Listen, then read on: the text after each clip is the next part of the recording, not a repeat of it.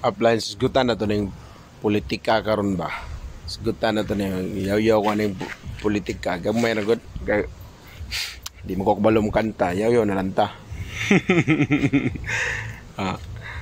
So, nag-post ko ba kung i-vote straight na ko nato dito akong akong gi-post. I-vote straight nato ang PDP laban candidates. 8 man sila.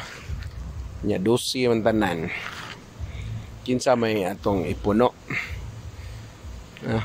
So tagkan kay nag-react guys, ako mang-share sa ubang mga groups.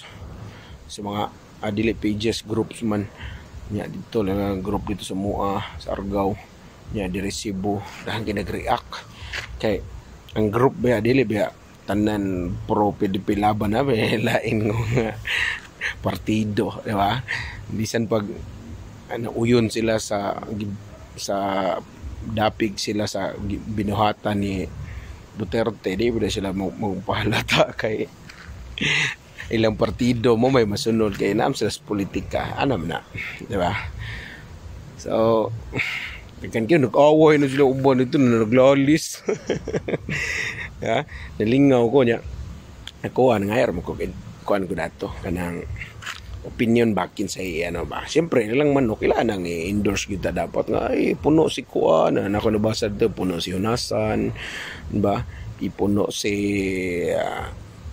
Busita, ba? Sa puti uban dito. Limtan na ko to. Ana pa puti uban nga katong animal advocate tulo ko kaila to man good. So ba so ako lang video ta dire content aning kuan na kay bisag kinsa po na diha uplines concerned ta, di ba?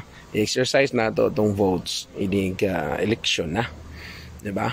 Sa pagkakaroon na suporta gabud ang mga activities. Example, ako suporta gabud ko activities ka Duterte kay kapuyo medyo kog Davao gid kay bawo medyo ko sa difference kapuyo nako Luzon, Visayas, Mindanao nakapuyo nako anang lugar di lang puyo nga 3 days and 4 nights lang or 3 days 2 nights lang kay bakasyon lang dili tinuig So puyo ta nalibot na to ning Pilipinas mao biton nga dili kay ko pure nga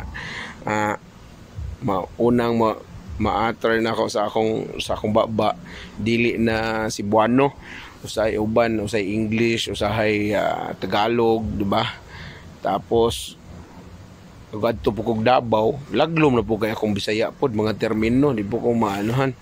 Unya kadto po ko sa Manila pod mailan jud kong Bisaya kay kuan man ko kanang gahi kog dila, pero kung mga siguro mga pila na pod ka days nga wa koy Bisaya nga kauban, humok na sa mo adjust sa ko kanang maila na sa sila nga Tagalog gyud ko, di ba? So ato alam ba suporta ta karon pero dili ta magigaway dili ta mamugos ang mga tao diha kung unsa sila. Ikaw imong opinion na lang gud dili ta magiglalis gud no ma-express kasi imong opinion, express lang gud ka pero dili na to kumbensihon ng uban. Hindi na to kumbensyon ng uban, pugso na to ginsa ato ang kitsa ato no kay umbutan na to kampanya mo ka puno kampanya ka manguan ka mo pahayag ka nga mao ni imuha, di ba? Mao ni mo mo ning ilok na to puti kayo bisan pag walay lights kita mag-ilok kay nana wa no. So express lang ta, hindi ta mag-away kaya ang final na sa butante man sa pagbutar man bisa pag gusto kay taan na nya di na mo daog more gapon dili gapon na. So kita padayon ta sa atong sa atong panginabuhi, focus ta para masenso ta additional income, dili ta magsalig sa one source of income lang, di ba? Kung naa kayong pangpuhunan, di ba? Puhunan diya nga kwarta, you start a business. Kung naa kay skills, you start a sideline, di ba? Side hustle, di ba? Na may uban mag-start yung side hustle, dili kinahanglan puhunan nga kwarta. Kaya ilang pang starting puhunan is their skills, di ba? Katun mo nya kanang nana mo'y puhunan, pag try bumog mga mga negosyo po, na mga negosyo ay nang dinagko muna. Ang importante, the principle sa business inyong makatunan ba, sugod ba, ma-exercise ninyo ba.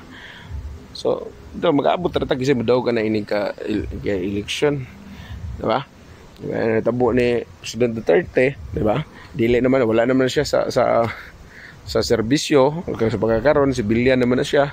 So ang ato na po diha is ang mo prevail na ang balaod yun niya, since nakita man nato kay di bisa ta ignorante ng mga balaod po, bisag pag mayon ng DOJ nga mao ni ang interpretation, layo na kayo sa tinuod nga interpretation tungod lay kay DOJ secretary siya, ba? Wala na nabasabot nga sakto siya, ba? Bisan pag mukaso siya o unsa di na mao yang interpretation, di ba? So kita ba exercise budta nga at least na po tayo kamahuan ba, ay di tayo so basta dilaron porket na sila authority sila mao na. So kanang balaod bisan pag unsa na imong interpretation diha, di ba?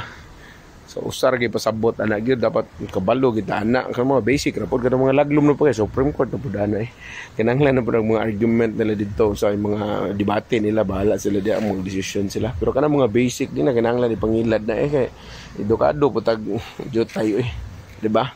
So mo paambit po ta sa tong opinion, dili man naingon nga mayon sila nga bias pro Duterte ka o unsa da pro Marcos, di na mao ang balaod mo nato datong giano kung natay opinion, dili na fake news, di ba? Kay di man newscaster, di na fake news, di ba? Media pa ta fake news, pero kung muhang opinion bisan pag one sided na unsa opinion man na ba day opinion nga kinahanglan nimo ang duha.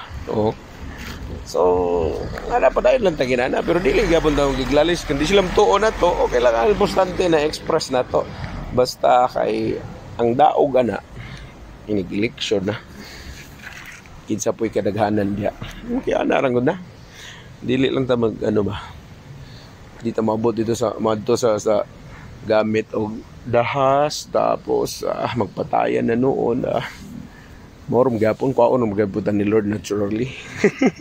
Muna dito manghilabutan ng panguha ng mga kinabuhi di ay sugot ng inana, di ba? Dito mabot diha na bitaw sigaway yung mga country, di ba? Sa una di ba? Pamatyo ng mga tungkol sa pandemic, tungkol sa sakit, di ba? So ano lang, enjoy ta. Kung gusto ka matabangan, ako mismo kadabang nimo mag-usyo sideline, i-contact ko. Kaya natin sistema para nimo diha, di ba?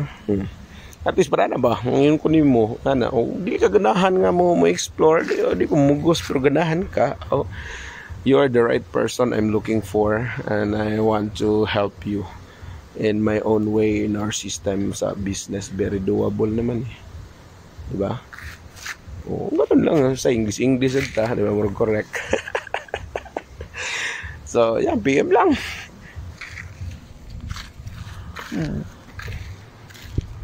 Lakaw. Okay man ta.